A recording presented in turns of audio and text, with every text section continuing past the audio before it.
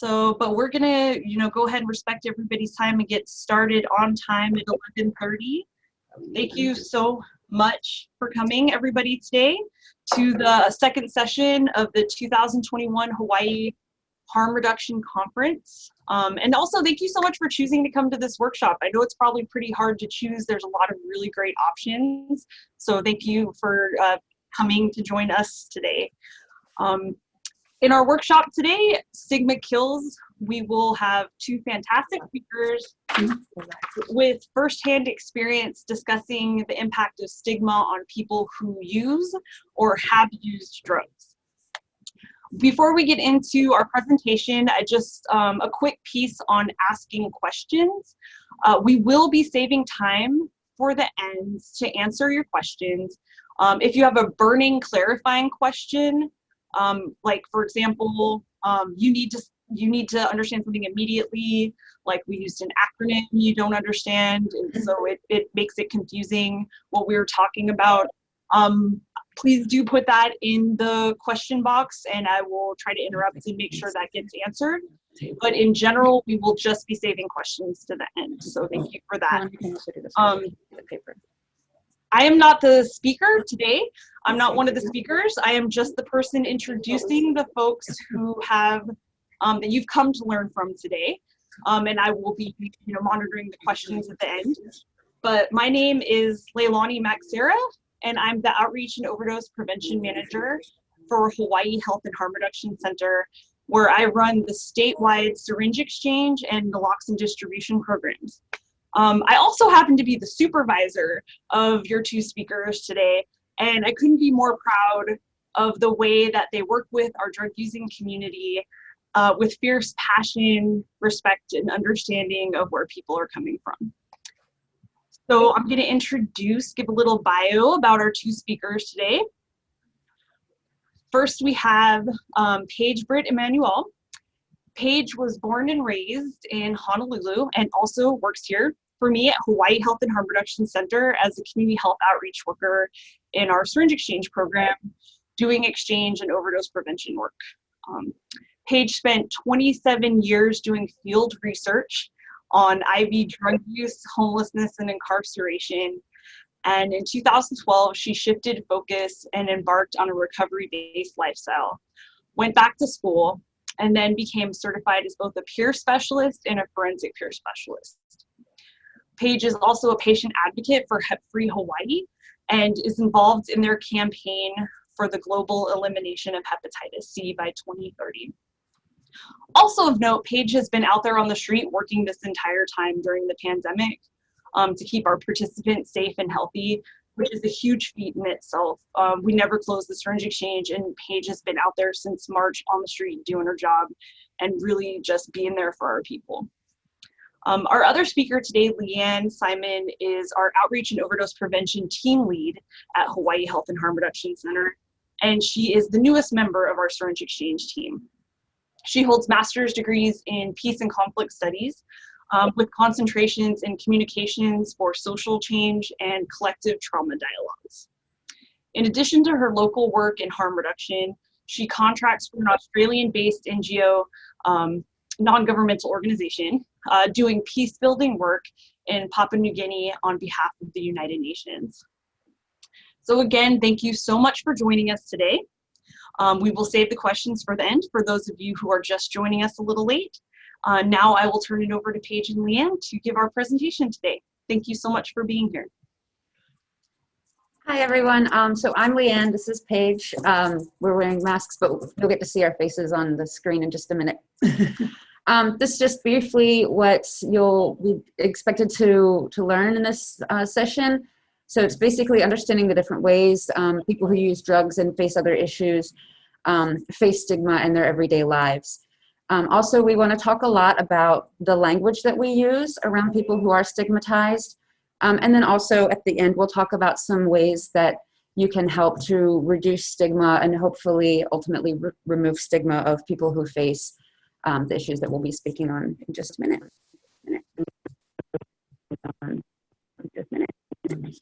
Introduce yourself. Hi, I'm Paige Britt Emanuel, And I've been working here at Hawaii Health and Harm Reduction Center for about 3 years now.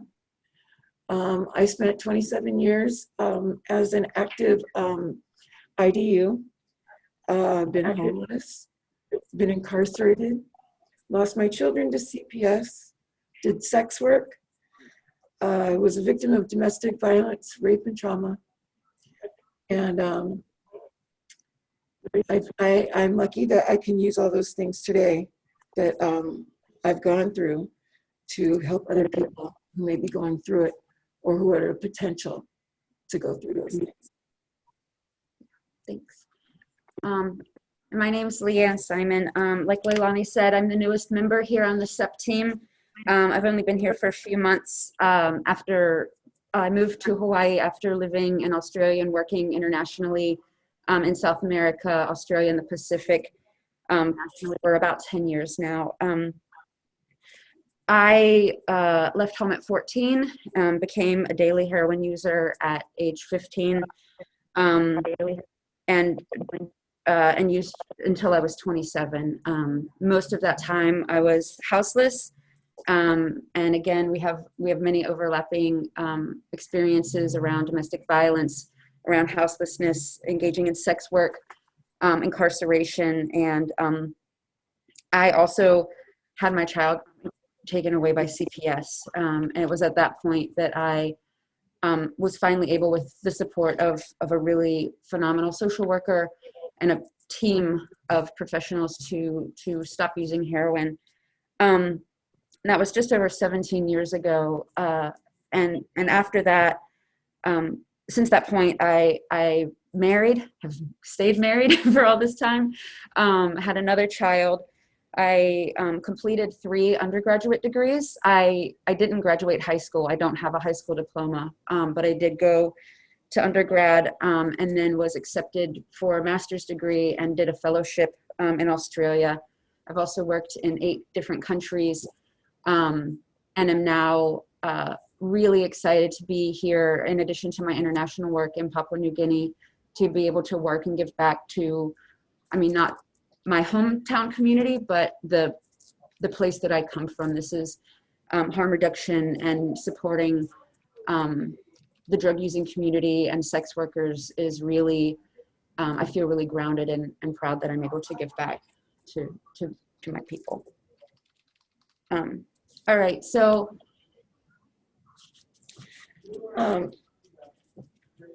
Although our stories have many differences, we also have many similarities and overlap, and both include most, if not all, the issues that we address here: houselessness, substance use, mental health, chronic disease, and criminal justice.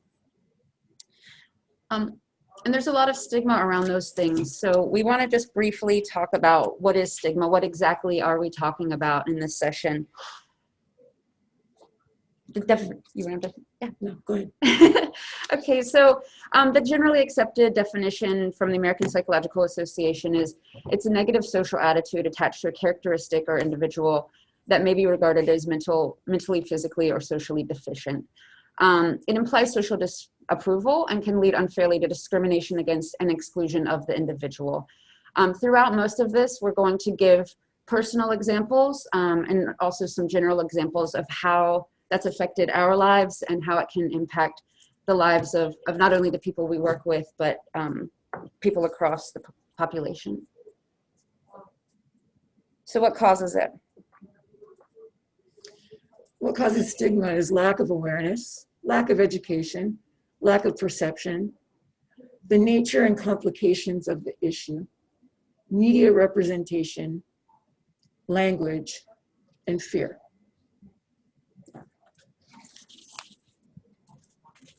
So the types of, some types of stigma are public, self, and institutional. And in these, we're going to give some examples to sort of clarify what we mean. So first we'll talk about public stigma. So negative views that others have against people who have certain lived experiences.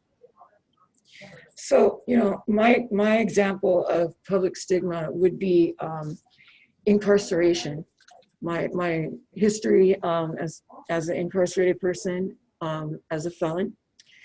And the problem is when people ask during job interviews, what was your crime or how long you're incarcerated for, they make a lot of assumptions, and it doesn't matter how long ago it was to most people.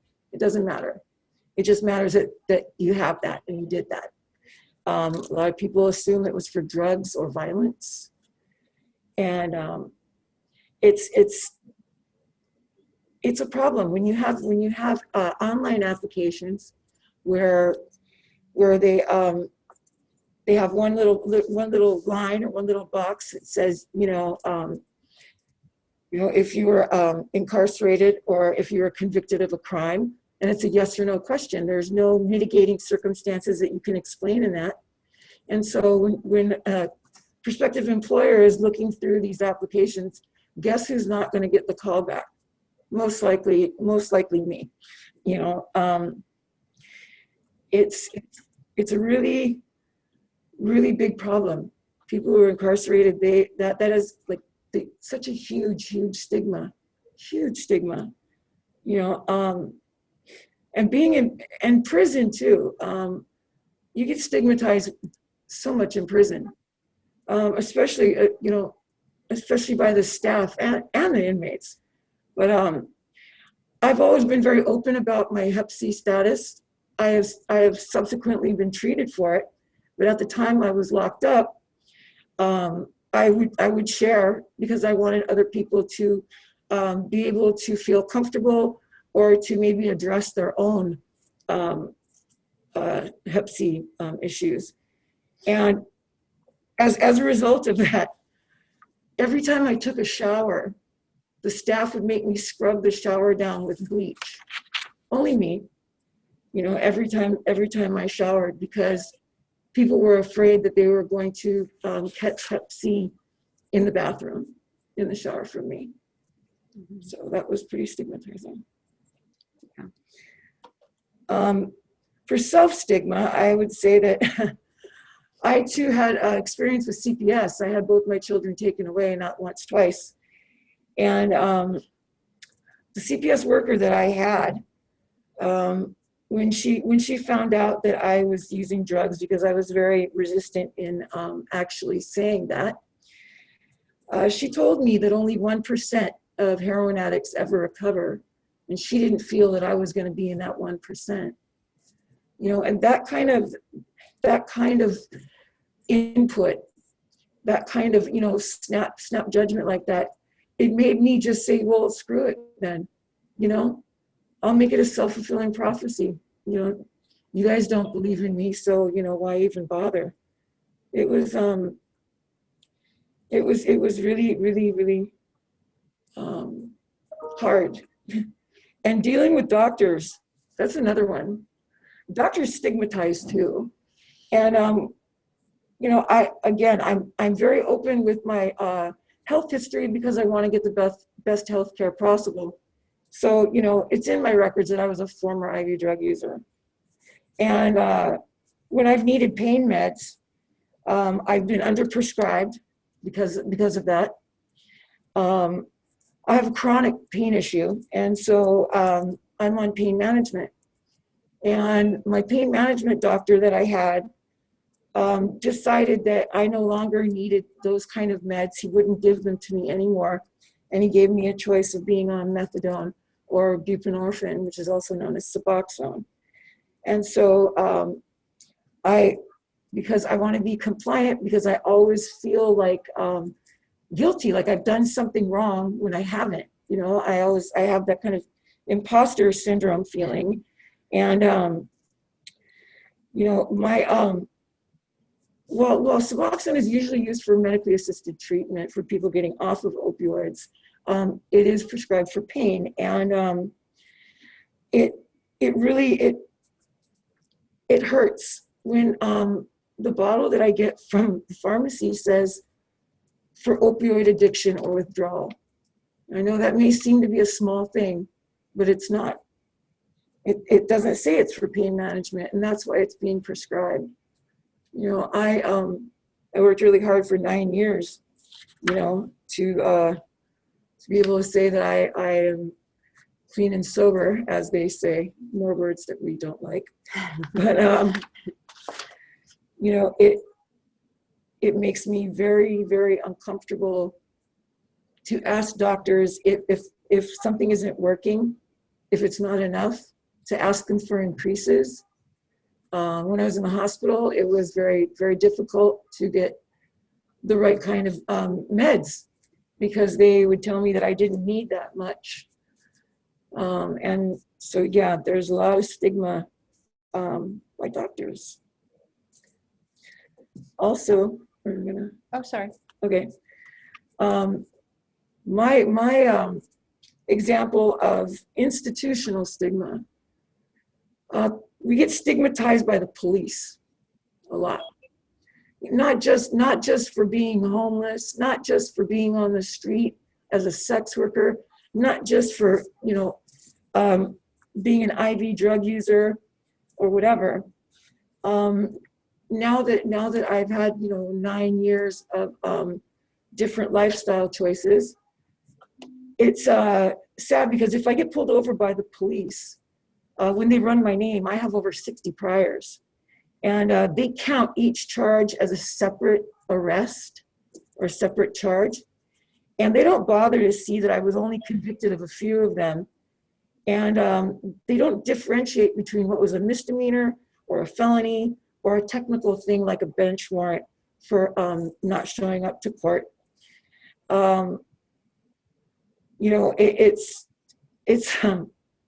It sucks, because if anyone is going to be questioned or arrested, it's most likely going to be me. It doesn't matter how long ago those offenses occurred. It just, all it just, oh God. It doesn't matter how long ago. It doesn't matter what it was. And when I have been victimized and I've called the police, either I have been not taken seriously or I've been afraid of being arrested myself. So that's, many people experience that. Many people, many women, especially sex workers, they're victimized by someone. They don't bother calling the police because of how they're going to be treated because they're a sex worker. I had a bad situation happen to me once, and I had to call the police. And when they came and I told them what happened, their response was, "Oh, so you called us because you didn't get paid." That's the kind of stigma that sex work has with the police. Yeah. Yeah, for sure. Sorry. So some examples of my personal experience with public stigma. And I'm speaking from a place, like I said, I've been out of the lifestyle personally for nearly 20 years. But I still, when I go to my hometown, it's inescapable. I have people calling me by my street name, asking what's good, where's the party, and these are people that should know. It's I've been very public about my journey, but it doesn't matter. There's still always that, like, oh, she knows where to get this and that, and I'm the heroin homecoming queen, is what a friend of mine told me, which is funny, but it sucks, and even public example could be even with family, even in a caring way. Anytime there's some celebrity that dies of an overdose, it's like my aunts and uncles are all calling me like, "Oh my God, did you hear about so-and-so? They overdosed on opiates. Are you okay? Are you going to use?" And I'm like, I don't even know this person, I mean, even if I did, it wouldn't, and it means a lot that they care, but it is discriminatory. It's like, that's the first thing they jump to, is like, oh, she's going to slip because some random thing happened. Like, I'm always teetering on the edge. And it hurts. And then So for self-stigma, again, yeah, a lot around things that I internalized that other people had said to me, you're useless, you're never going to be anything.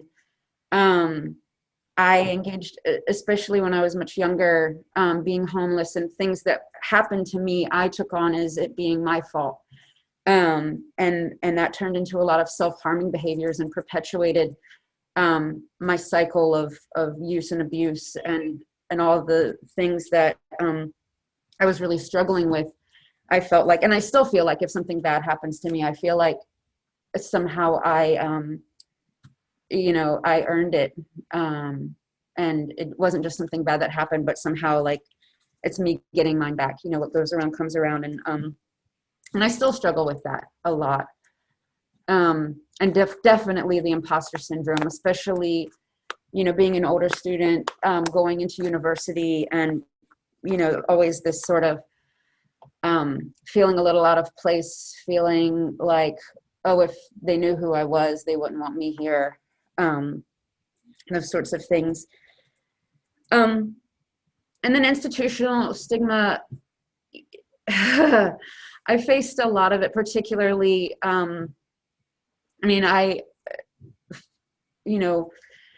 going into university and graduating, and then looking for jobs and things, I really, really, really wanted to work for Save the Children. And I got a job offer to work in Fiji. And I was going to be able to bring my family there. And 6 days before I was to leave to move to Fiji with my family, they said, oh yeah, one last thing, we just need a background check. And I was living in Australia at the time. You have to do background check to get in there. My last charge was in 2001. And they didn't even contact me back.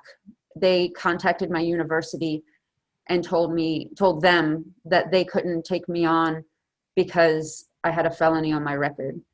It was a nonviolent felony. It wasn't a drug-related felony. It had nothing to do with kids or anything.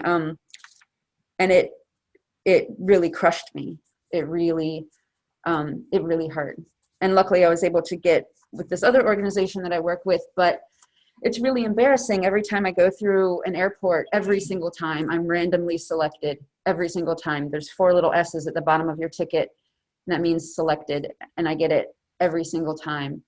And I have to go through sort of the red line, the little walk of shame around to talk to immigration and customs and sort of explain myself over and over and over again. And it's really humiliating every single time. And I asked if there was a timeout on it, and they said, no, it's forever. And so that's a mistake that I made when I was 24 that will be with me until I die. So all of these types of stigma can have long-lasting, they have immediate effects, obviously, in the moment. And it leads to a lot of different issues, which we'll talk about next, the impacts of this. But it's important to remember that stigma doesn't go away once the issue goes away. Just because you're no longer houseless doesn't mean that stigma of having been goes away. Just because you're no longer using a substance or no longer engaging in sex work or no longer actively in a medical crisis doesn't mean that the stigma of those things disappears. So now we'll move on to impacts of stigma. The impacts of stigma are feelings of shame, hopelessness and isolation, reluctance to ask for help or to get treatment, and lack of understanding by family, friends, or others. That impacts of stigma can be very alienating. A lot of people will feel very alienated when they are being stigmatized. For me, I have a lot of shame issues. And I used to walk around thinking that I had this big neon sign above my head that everybody else could see and could see me coming, and they could see, they could see words like junkie and whore and thief and all these other things. I really felt like that, you know, and being stigmatized by the public when I was homeless. People walking with their children would see us and walk across the street with their kids to not walk by me or by the people that I was with. And that was very dehumanizing. That was very dehumanizing. Yeah, and with the second point, reluctance to ask for help or to get treatment, this one is really close to my heart. Like I said, I lost my older son to CPS, and that was actually not due to my drug use. It was due to domestic violence. I tried to get clean before I had my son, or before I got pregnant with my son even. And my ex-husband was very controlling and very abusive, and very much in chaotic heroin use. And other substances, but primarily heroin. And I was so afraid, especially after I got pregnant, to go to anyone and to seek help. I was embarrassed about being this so-called strong woman who was being battered. I was embarrassed that I had gotten pregnant and was unable to stop using. And it took me a long time to get the gumption to do that. So some more impacts of stigma are fewer opportunities for employment and social interaction. Paige talked some about the housing barriers. Oh, you didn't? No, I didn't. I touched them briefly. Yeah. Oh, go ahead. You know, stigma impacts. If you've been convicted of a felony and you're trying to get housing, you can be denied housing by a landlord regardless of how long ago your charge was, and that's just a regular landlord. And nowadays, you know, the $20 that you pay as an application fee is actually used towards background checks. And if you have meth charges in Hawaii, the way the law is written, there is no possession here. Everything is promotion. So, you know, some little guy that gets caught with you know, a pipe in his pocket that has, you know, a little bit of residue on it and gets arrested, it sounds like he's, you know, a kingpin, the way it's worded. And that is really stigmatizing. You won't be able to get into public housing, and you will be given a lifetime ban on public housing. And if any of your family members or your significant other tries to get housing, it has to be 2 years from when that charge occurred. And that's not them being charged, it's because of their association with you, you know. And it's, you know, it makes things harder for people who are trying to get their life together. It creates yet more barriers for people who, you know, everybody deserves a home, everybody deserves a roof, you know, and making it so that you can never redeem yourself. That's the big one that I feel about stigma, is you're not, you know, people just read on the paper. I sound like a serial killer, you know, and there's a lot of mitigating circumstances that I have to discuss with people. Mm-hmm. Yeah. Some other impacts are bullying, physical violence, and harassment. Again, particularly those of us who've engaged in sex work, there are some clients or even strangers that that think they can just do whatever they want to you, just because you're using your body to make a living, that somehow it doesn't matter. It doesn't mean anything. disposable commodity. And it is, again, the word dehumanizing comes up over and over again. And then self-doubt. And again, with the imposter syndrome, we've both talked about this. What if they find out who I really am? What if they find out about my background? What are they going to think of me? And I want to add right here also, it's really important that we acknowledge that Paige is white and I'm white presenting, and that does make a big difference in our experience. We're talking about stigma, we're talking about our experiences. But certainly for people of color, my indigenous family who are darker than me, who are more identifiably Native,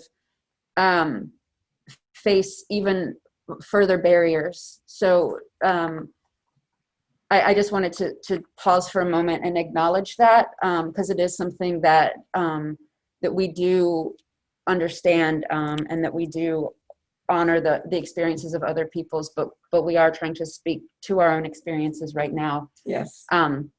But I just wanted to throw it in there that is also an important factor. And I honestly believe that much of the opportunities that I've had in moving through my path have come because on the surface, people see a white girl. And even though I look a certain way, however I present, I do have advantages that not necessarily everyone probably would have had in my situation. Go ahead. No, I just wanted to go back to the former sex work, and something that we experience all the time in the van. Men will come and they will want condoms and lube. Mm-hmm. And then they think that they can proposition us. They think that we're like a mobile sex work shop or something. I'm serious. And no. and it's so irritating. I mean, it's like, I don't know if they're coming to get condoms so they can start up a conversation, or if they really need them in their life. But it irks me. It irks me to be approached like that. It irks me to be spoken to like that. Like I'm still just a piece of ass. Yeah, definitely. And again, I don't often go back to my hometown for a number of reasons. But there are definitely some people when I do that feel that it's acceptable to touch me or to say certain things. I mean, even in front of my children, and it's, mm-hmm. It's really a problem. So all of that said, so what do we do about this? How do we combat stigma? The first thing is educate yourself and others. It takes a lot of courage for us to do this really public. We can't even see your faces and judge sort of how we're being perceived, which is unnerving to say the least. But we continue to be committed to being brave and being forthright about our experiences, because it is so important. We're sharing our experiences in order to educate you, but also to educate ourselves. We learn from each other all the time. We learn from our participants all the time. And it's really important. And at that education, it also means to respond to misperceptions or negative comments using facts and experience.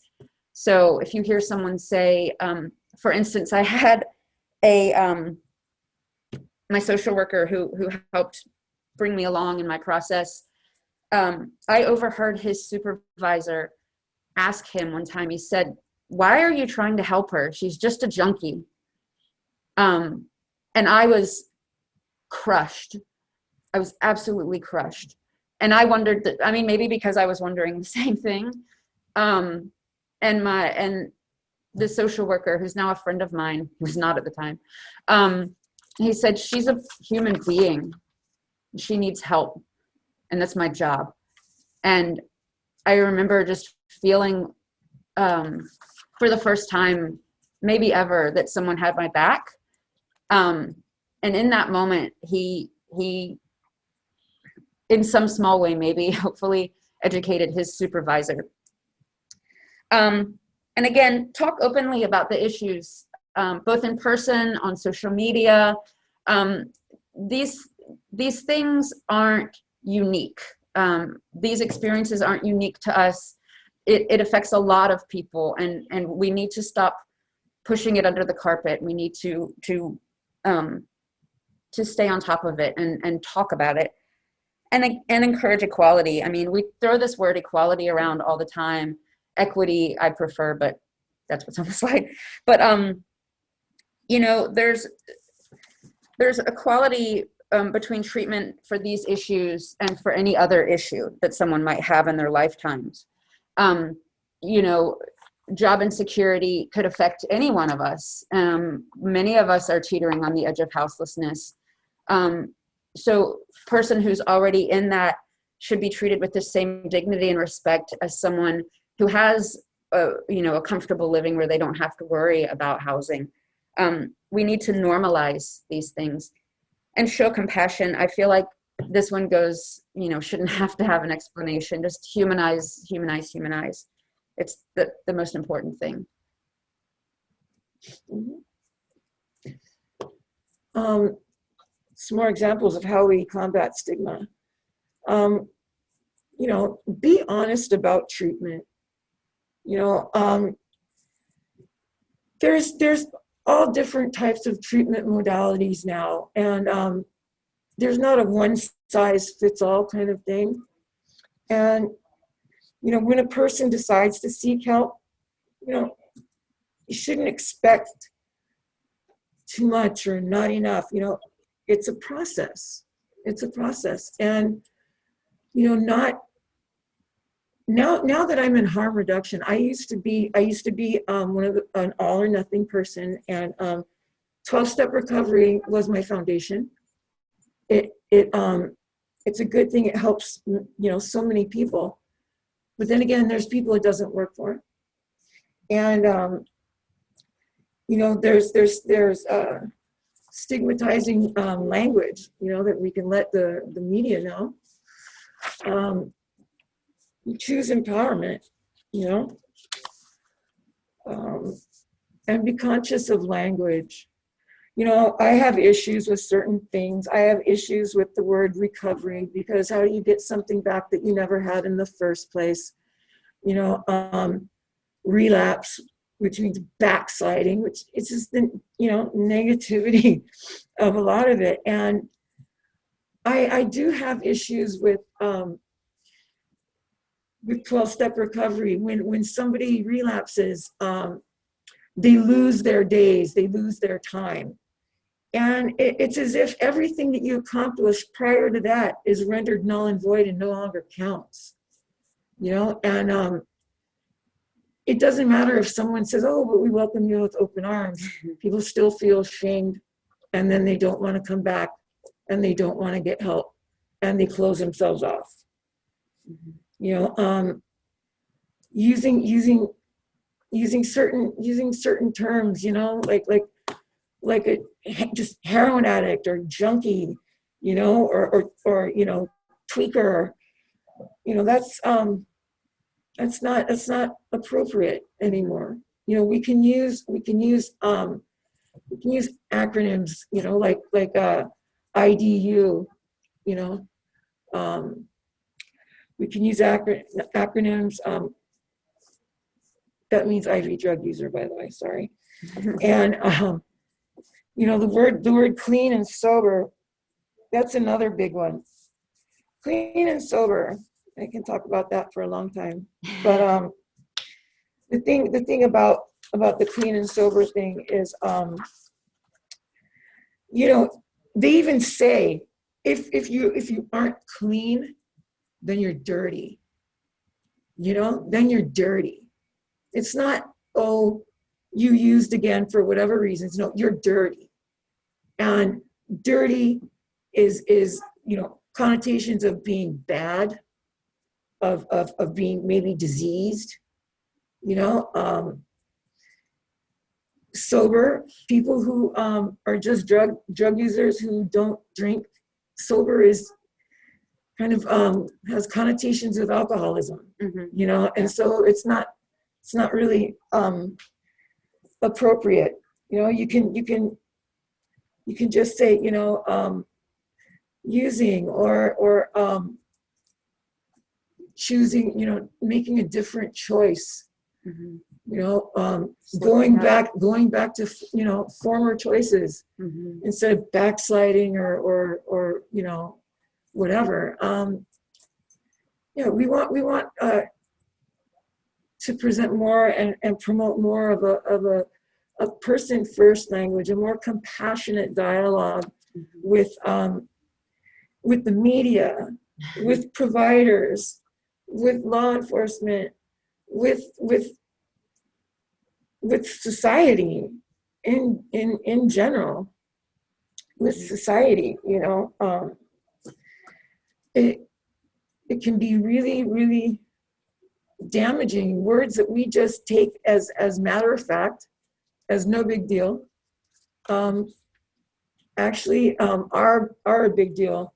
Yeah. And can be very very stigmatizing and very alienating. And the way we use language affects the way we think.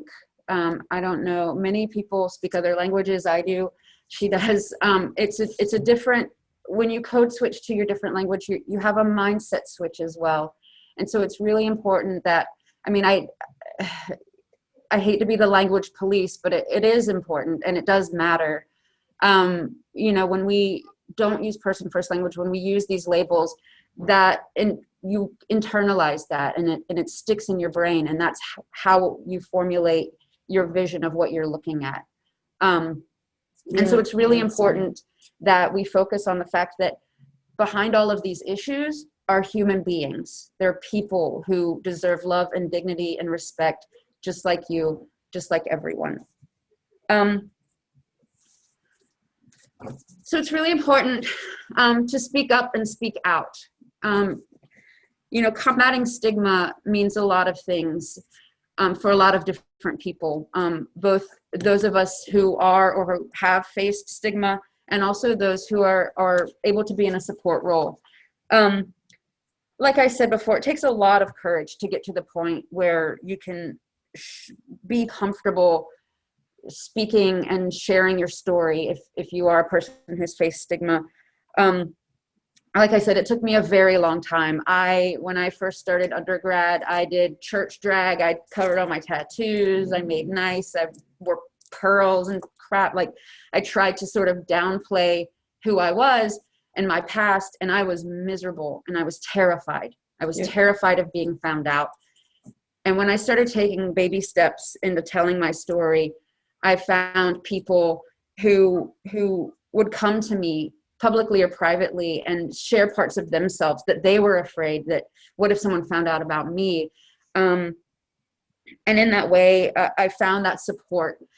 Finding your support group, it doesn't have to be an official support group. It can be a friend. It can be one person. It can be a family member that you trust. It can be anyone. But it is important. Human connection is so, so, so important. And remember and remind others that people facing stigmatized issues are not alone. Again, it's not unique. We're not special. We're just talking about it with you today. And again, speaking out, educating people, debunking myths, being brave and calling out problematic language or behaviors, calling out the media for problematic depictions of people or situations. We have some of our participants that get some of their drug using information from movies, and we have to do education with them going, no, don't put naloxone in someone's heart. That is put the Pulp needle in the Fiction heart. bullshit. Like, please don't do that. Yeah. You know, they learn how to shoot up from train spotting, and you're going, oh my God, like, we have to do better. speak out, because visibility is important. Nothing changes until more people stand up and say, this has happened to me, because there are so many of us doing what I had been doing, which is hiding in the shadows, just terrified. We need to step out into the light, and it is so scary. It is so scary to do it, but it's really important. For many, many years, I wanted to speak up about certain issues that were important to me, about being houseless, about my life experiences. I wanted to go and speak at the legislature on behalf of things, and I just felt that at that time, because I was still actively using drugs, nobody would take me seriously. Mm-hmm. That was how I felt. I wouldn't be taken seriously. Yeah. And so I waited. I waited. I bided my time pretty much until I had a significant amount of years living a different lifestyle. Yeah. And then now I can speak up, and I think that's a shame. Yeah. I think that's a shame. I really do. And I have to say about my choices and my experiences, I'm not proud of a lot of it, but I'm not ashamed. Right. At the same time. Right. I am not ashamed. Like Leanne said, it does take a lot of courage to tell your truth. It does. And even though we are working in the community and we are doing this and that, it's held against us all the time. Oh, yeah. All the time. And even by some of the people who are in our field. It's always that guilt by association. Yeah, or that suspicion that just because we're out there, we're out on the street and we've got a bunch of needles and we've got condoms, that we're going to fall back into our old ways or something. There's that sort of waiting for the other shoe to drop. Mm-hmm. And it's and so it is. That's why we do speak out, because we realize and recognize that not everyone's ready to do that publicly. There are other ways to do that if you're not ready or willing. There's some people you maybe just don't want to, and that's okay too. But there are a lot of different ways to do it, to be brave, like I said, and even just calling out the language, calling out the media. Nothing changes if we hide behind politeness. Nothing changes if we all just let everything slide because, it's just, crazy Aunt Sally spouting off about this or that. It doesn't change anything, and it doesn't help. And just finally, another way another call to action is to donate. If it doesn't have to be money. It'd be great if it's money. Everyone needs money right now. But you can donate goods, services, food. Our folks are always looking for snacks. A lot of our people are hungry. They don't just come for what we normally have at the van. Sometimes we donate our time all the time. We donate our ears. We just sit with people sometimes. We have a lot more time in our world than we think we do. There's so much. How much time do you spend doom scrolling the news or Facebook? You could be putting together care packages for women and children who are in shelters or anything. It doesn't take much. Yeah, volunteering is really key to helping to end stigmatization. Yeah. And it is, at the end of the day, what it all boils down to is that humanization and that connection. The opposite of addiction is not sobriety. It is human connection. And that is so true. That is so true. The only way that I've been successful on this journey at this time in my life is because of the human connections that I have made. Absolutely. Because of the support that I have from other people to kind of push me along and to help me to stand up. Yeah. And with that, we are open to questions. I see someone here, there's a question, are there options for calling police alternatives that have some protections that come with police, such as armed medics, things like that? I'm not as familiar with this area, not where I'm from. Not here. Not No. here. There's not, Not but here. I do. Definitely not here. Yeah, I do encourage whoever wrote that question though to go to in the next session to the abolition workshop if you want to Yeah. talk about alternatives to policing. It's Yeah. something we definitely need more of here, but at this time we do not have the infrastructure for such things as an alternative to calling the police with the same type of protections. Yeah, there are some in larger cities that I've seen, and also in some other countries that I've worked in, sort of they call them community policing systems, but they're not really police. They're more like a band of community members that works together to they get a call and say there's domestic violence issue. They'll go and try sort of nonviolent interventions.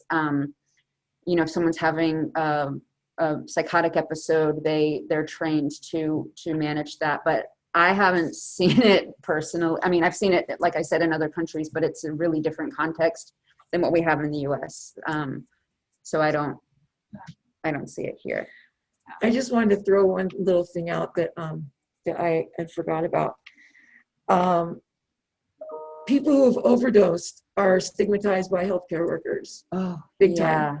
And what we have found and what we tell our participants is if you're calling 911 because there's an overdose, you do not disclose on the phone that it's an overdose. You just say that you found a non-responsive person. And that's a damn shame, that we have to tell people that, because help might get there faster.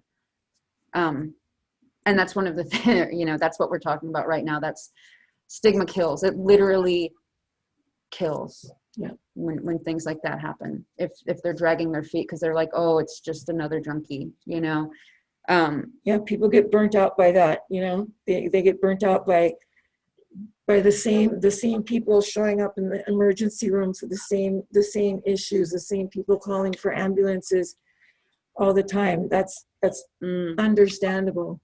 People get burnt out, but that shouldn't be a factor in who gets to live or who doesn't. Yeah. Are there any other? There's one comment, and then I had something I wanted to add, and I'll just share the comment somebody put was that they had stigma around having one medication for multiple diagnoses. I realize I need different meds for anxiety than depression. Yeah, it's I hear you. understandable. I hear you. And then the comments I had was really just for, to put it out there for attendees who are employers. One thing I would say is I truly encourage you to put your money where your mouth is. A lot of the stigma that Paige and Leanne talked about, a lot of it around employment, when people fill out applications and they have to check that box that they have a felony or they have a record and have to explain that. That is a huge barrier to hiring for a lot of people. And I really encourage you, if you are someone who does hiring, to not do that to folks, to truly put it out there and be supportive of the community and encourage people who have records to work for you. I know for myself that when people apply for a job with me, that's a bonus. I don't know if that's the case for a lot of employers, but for me, I look for that. I'm just oh, you have a history of drug use. Oh, you have a history of doing sex work. Oh, you've been homeless. Oh, please, yes, come talk to me. And I know that we are looking for another person for our team. If you'd like to join the girls in the van, and we are hiring for a full-time outreach worker on Oahu. If you are interested or know anyone who is, send them my way. But, and I know that we have this very specific job here, but it's not just for folks who do outreach and are working with the communities that they come from. If you own a restaurant, if you work, if you work at a hotel, if you work in any line of work, truly, hire people with records, because it's not fair that people are trying to find jobs, trying to, do other things with their lives, and they still get discriminated against, and a lot of times it fuels the cycle. If you can't find support, if you can't find work, a lot of people revert back to the underground economy.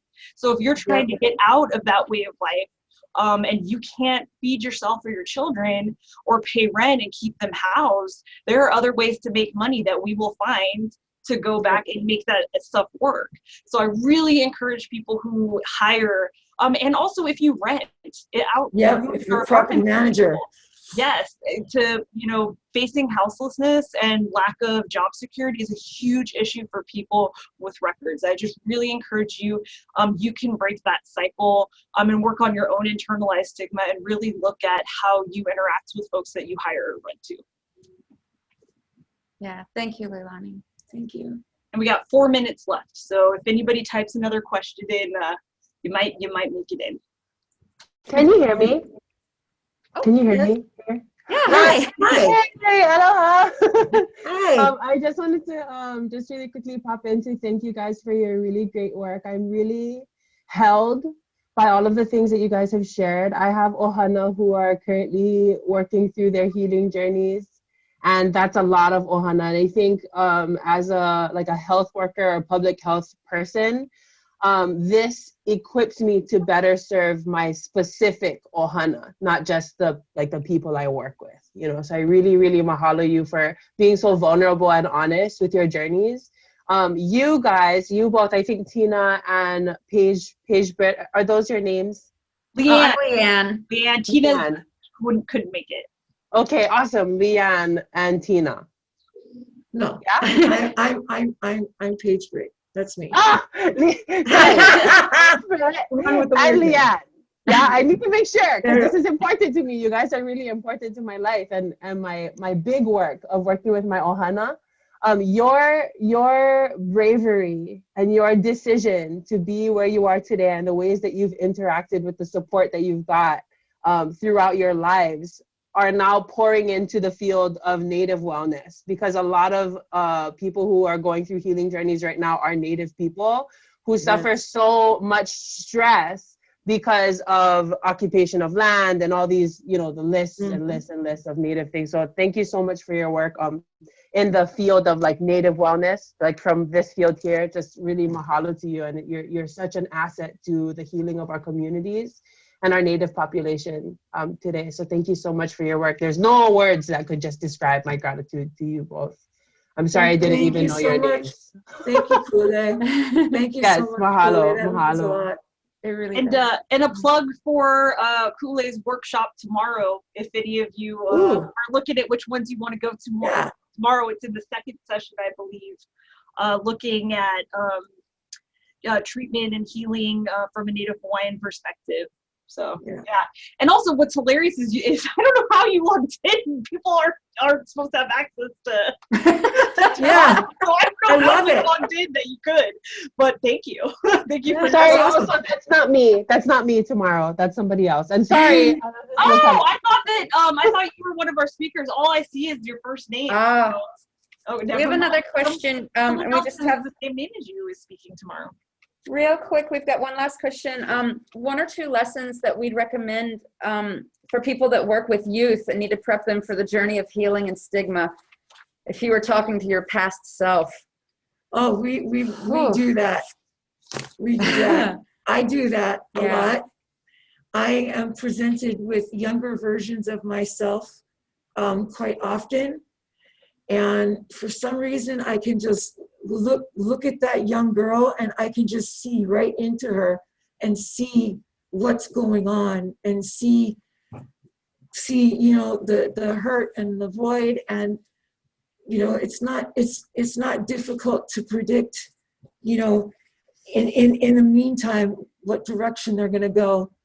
And so I personally try to share whatever I went through and the consequences, and I do it whether they want to hear it or not. Sometimes, I'm anti-Page and I'm going to shove it down your throat. But that's sometimes what you got to do.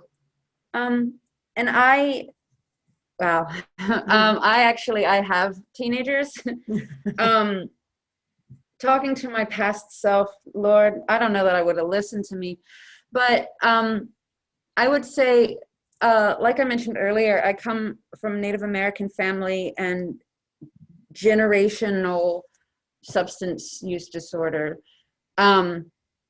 And I didn't know anything different growing up. It was really normal where I come from. And I see that a lot still in some of the younger people that I had been working with in my hometown. And I just try to let them know, you know, you're not stuck in this. You're not alone. You can change. You can get a better life. You don't have to be what you come from. You have self-determination. Mm-hmm. You're not set on a path and stuck there forever. You can make your own way through the forest. Yeah. And sometimes that means cutting down some shrubs, but you can do it. Yes, you can. Thank you for that. We gotta cut. You Okay, off. bye. But thank you so much thank you, for everybody. sharing with everybody everyone. today. And everybody, you got a little break before the next session starts. Thank you so much for joining us today. Really encourage you to stick on for the rest of the next section. I'm going to give a plug again for the abolition workshop if you don't know which one you're going to yet. And we hope to see you there and hope to see you tomorrow also. Thank you so much for joining us.